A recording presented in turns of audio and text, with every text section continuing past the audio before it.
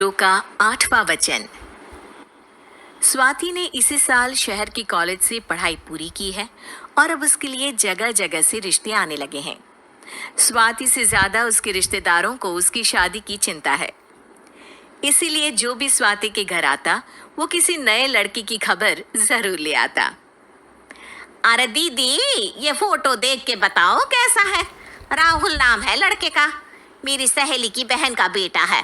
अपनी स्वाति के साथ एकदम प्यारी जोड़ी लगेगी इसकी।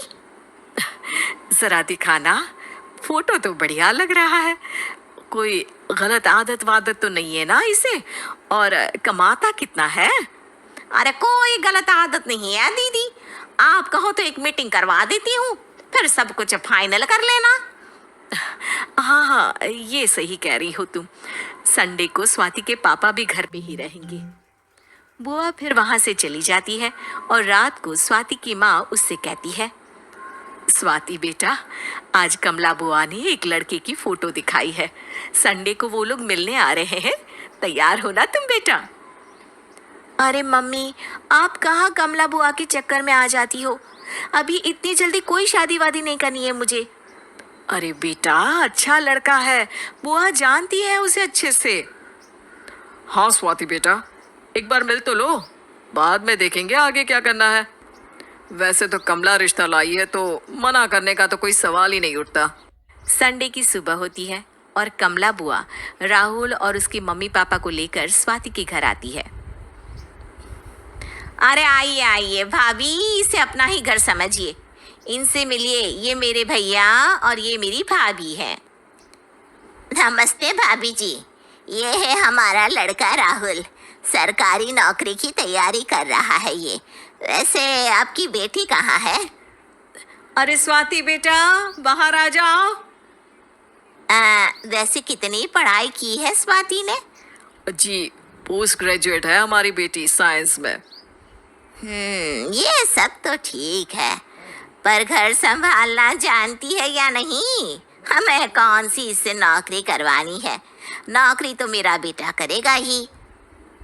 पर मैंने इतनी पढ़ाई की है और आप चाहती हैं कि मैं घर पर ही बैठी रहूं? अरे स्वाति बेटा, ये बड़ों की बात में तुम कहाँ बोल पड़ी? हम सब देख लेंगे क्या करना है क्या नहीं।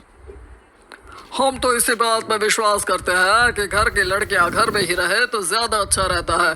वरना भाई साहब, आप तो आजकल के हाल जानते ही हैं, कितनी घटनाएं होने लगी हैं औरतों के खिलाफ। स्वाति बेटा, रसोई का काम तो पूरा जानती हो ना? शादी के बाद तुम्हें ही संभालना है वो सब। अरे बहुत अच्छा खाना बनाती है ये, आप सब लोग इसकी तारीफ करते नहीं थकेंगे। लो भाई, हो गई मीटिंग, अब शादी की तारीख फाइनल कर लेते हैं, क्यों भैया? भाई, हम तो पंडित जी से चर्चा करने के बाद ही तारीख फाइनल करेंगे। सालों से हम उनकी बातें मानते हुए आ रहे हैं। लड़के वाले और कमला बुआ की बातें सुनकर स्वाति एकदम नाराज हो जाती है और उसे लगने लगता है कि शादी के बाद उसे घर पर ही बैठना पड़ेगा। लेकिन घर वालों के आगे उसकी एक नहीं चलती और उसे शादी के लिए हाँ कहना पड़ता है। शादी का दिन आ जाता है और सब मंडप में जमा होते हैं। अब फेरों का समय हो गया है, अब कन्या अपने वर से 7 वचन मांगेगी। आप किसी धार्मिक आयोजन में जाए तो मुझे भी ले जाएंगे। आप मेरे माता पिता का भी बराबरी से सम्मान करेंगे, हमेशा मेरा साथ निभाएंगे। आपको दोनों परिवार की जिम्मेदारियां बखूबी निभानी होगी। हर जरूरी बात में मेरी भी राय लेंगे। आप सभी गलत आदतों से दूर रहेंगे। आप मेरे अलावा किसी और औरत से कोई गलत संबंध नहीं बांधेंगे। ये 7 वचन पूरे हुए, वर क्या तुम्हें ये सारे वचन मंजूर है? जी हाँ पंडित जी, मैं सारे वचन अच्छी तरीके से निभाऊंगा। अरे वाह वाह, बढ़िया तरीके से सब काम संपन्न हो गया। तो इसी के साथ विवाह संपन्न हुआ और आज से ये दोनों पति पत्नी हुए। 1 मिनट पंडित जी, अभी एक वचन लेना बाकी है। अब कौन सा वचन है बेटा? मैं अब हमेशा के लिए किसी दूसरे घर में जाने वाली हूँ, तो पति के अलावा मैं अपने सास ससुर से भी एक वचन लेना चाहूंगी। अब कहो बेटी। मैं ये चाहती हूँ कि मुझ पर किसी बात की कोई पाबंदी नहीं लगाई जाएगी। मुझे सब कुछ करने की आज़ादी होगी और मैं भी विश्वास दिलाती हूँ कि मैं एक अच्छी बहू बन के दिखाऊंगी। स्वाति की बात सुनकर उसके सास ससुर एकदम चौंक जाते हैं और कुछ बोल नहीं पाते कि उतने में कमला बुआ बोल पड़ती है। अरे बेटा, ये भी कोई कहने की बात है? रानी बन के रहोगी तुम तो। वचन देने से पहले सोच लीजिए, क्योंकि शास्त्रों में वचन ना निभाने वालों के लिए नरक से भी बदतर सजा लिखी है।